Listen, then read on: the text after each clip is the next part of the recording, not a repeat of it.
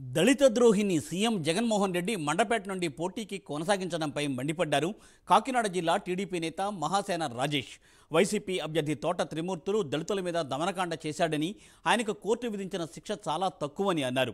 నేరస్తుడిని రుజువైనప్పటికీ CM తోట త్రిమూర్తులను మండపేట అభ్యర్థిగా కొనసాగించడం ఏమిటని రాజేష్ ప్రశ్నించారు. సీఎం దళితులను చంపాలని అనుకుంటున్నారా అని నిలదీసిన రాజేష్, నేరస్తుల మీద చర్యలు తీసుకోకపోతే మా పోరాటం కొనసాగుతుందని హెచ్చరించారు. తోట త్రిమూర్తులనే ఒక దళిత వ్యతిరేకి, దళితుల మీద దారుణమైన దమనకాండ చేసిన వ్యక్తికి వైజాగ్ కోర్టు 18 నెలలు శిక్ష విధించటం, అది ఆయన చేసిన పనికి ఆ శిక్ష అనేది కనీసం 1% కూడా కరెక్ట్ కాదు. అయినా కూడా చట్టం అనేది బ్రతుకుంది.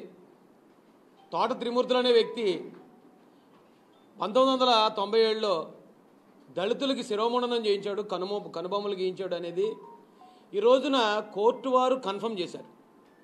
ఎస్, ఇతను నేరస్తుడు, ఇంత ఘోరమైన నేరం చేసిన దుర్మార్గుడు తోట త్రిమూర్తులు గారని కోర్టు నిర్ధారించడం జరిగింది.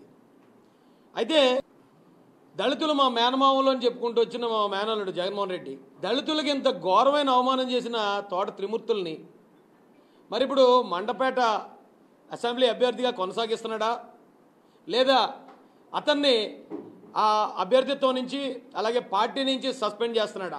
జగన్మోహన్ రెడ్డిని మేము ప్రశ్నించడం జరుగుతుందండి. అయితే జగన్మోహన్ రెడ్డికి ఇదేం కొత్త కాదు. అంటే మేము అనుకోవడం ఏంటంటే, ఖచ్చితంగా తోట త్రిమూర్తులు అనే వ్యక్తికి అతను ప్రమోషన్ ఇస్తాడు.